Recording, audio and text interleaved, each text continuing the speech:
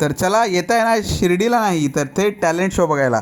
Kim बीचवरून परत येताच रात्रीचा रंग आणखीन खुलू लागला.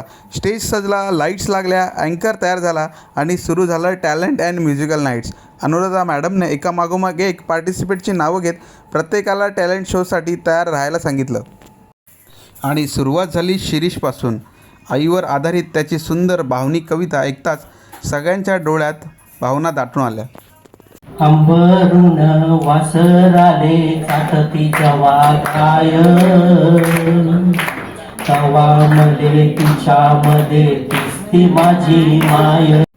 त्यानंतर श्रीकांत आणि राज आणि अमर यांनी साईबाबांवर भक्तिगीत सादर करत संपूर्ण वातावरण भक्तिमय केलं.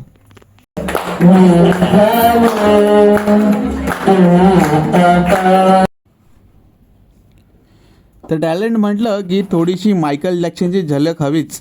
मायकल आणि प्रभुदेवाचा परफेक्ट फ्युजन डान्समधून सादर करत तनिषने स्टेज पेटून टाकला. चौपाश.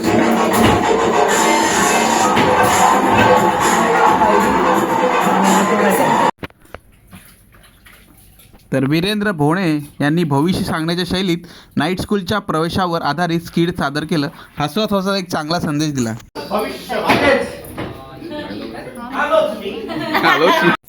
प्रेमाबद्दल प्रत्येकाची भावना वेगळी असते.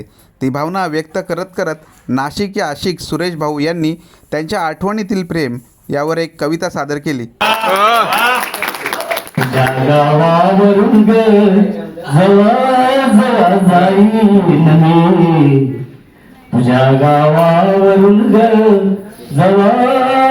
जाईन मी, जरी भरलीस तू तुले चोरून पाहिली. टॅलेंट शो प्रत्येक एम्प्लॉयला जागा करत होता आणि एका मागोमाग एक प्रत्येकाचं टॅलेंट स्टेजवर उलगडत होतं. नीलू फुले नगरहून मुंबईपर्यंतचा प्रवास निलेश सर यांनी आपल्या अभिनयातून जिवंत करून दाखवला.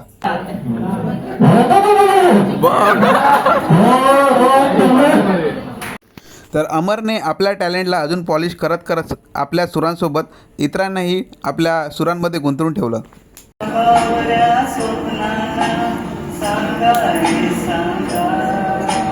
नेहमी आपल्या विचारांनी मोटिवेट करणारे संदीप सर आज मात्र आयुष्यावर बोलत होते. आयुष्यावर बोलू काही. डान्सचा रंग आणखी गडद करत नंदनाने आपल्या डान्सने स्टेज गाजवलं आणि आपण का मागे राहायचं म्हणत शुभांगीने सुद्धा सोलो डान्स सादर केला.